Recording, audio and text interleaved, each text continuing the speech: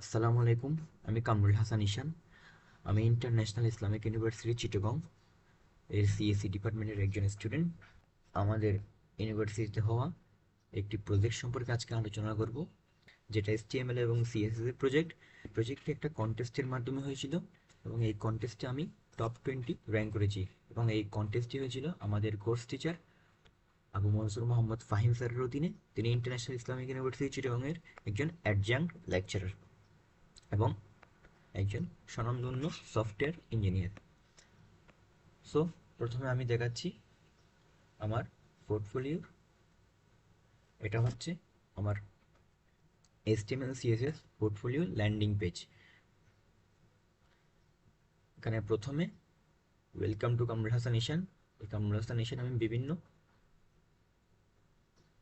Colour দিয়েছি, বিভিন্ন colour add করেছি। তারপরে এখানে যে ছবি দিয়েছি, এরপর বাটন দিয়েছি। এই বাটনে ক্লিক করলে আমার লিঙ্কডইন প্রোফাইলে নিয়ে যাবে।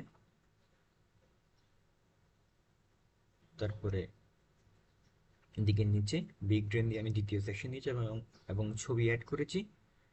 এখানে বাটন দিয়েছি, যে বাটনে আমার ওই পোর্টফোলিও লাইভ লিঙ্কে নিয়ে যাবে। সরি, আমার পোর্টফোলিওর আমার গিট হাবের লিঙ্কে নিয়ে যাবে। গিট হাবের লিঙ্কে নিয়ে যাবে। আচ্ছা,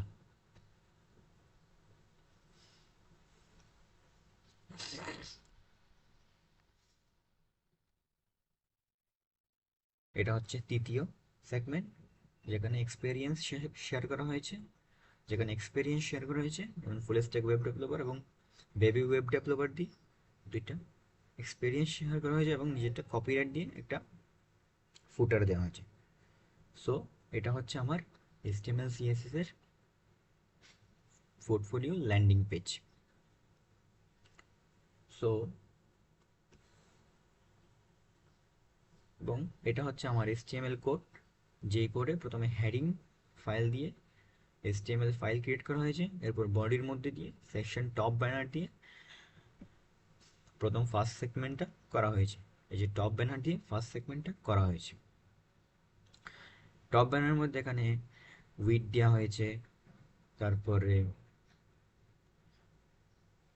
আরও বিভিন্ন কিছু অ্যাড করা হয়েছে।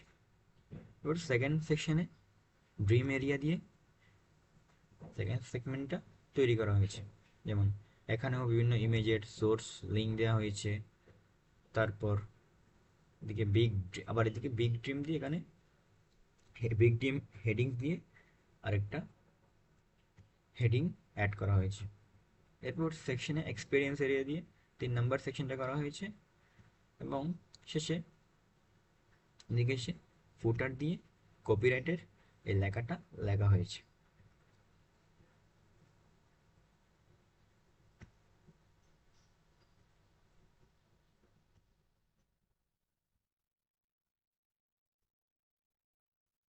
এবং এটা হচ্ছে আমার সিএসএস কোড।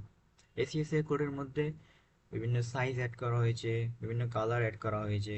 এই যে বিভিন্ন কালার দেওয়া হয়েছে, দেখতে পাচ্ছেন।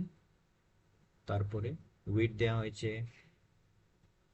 কত উইড, ব্যাকগ্রাউন্ড দেওয়া হয়েছে এবং সেকশন, কোন সেকশন, ব্যাকগ্রাউন্ড ইমেজ, এসব দিয়ে এই সিএসএস এর কোডটা করা হয়েছে। সো এটাই হচ্ছে আমার পোর্টফোলিও এবং পোর্টফোলিও ল্যান্ডিং পেজের ডিজাইন। সো আজকে একটুকুই থাক, অন্য একদিন আরও বিস্তারিত আলোচনা করা হবে। আসসালামু আলাইকুম, ধন্যবাদ সবাই।